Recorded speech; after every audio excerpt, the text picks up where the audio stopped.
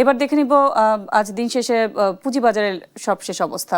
Dhaka stock এক্সচেঞ্জে DSEX সূচক 10 point কমেছে, কমে দাঁড়িয়েছে ৫,২৭৩ পয়েন্টে।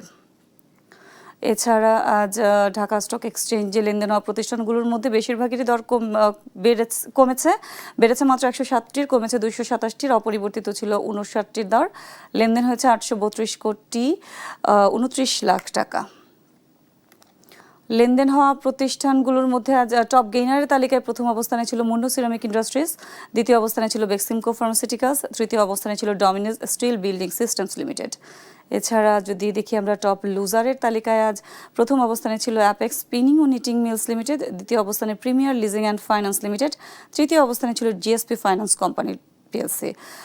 চট্টগ্রাম স্টক এক্সচেঞ্জের অবস্থা যদি দেখি, আজ সার্বিক সূচক বেড়েছে 31 পয়েন্ট, বেড়ে দাঁড়িয়েছে 14,815 পয়েন্টে।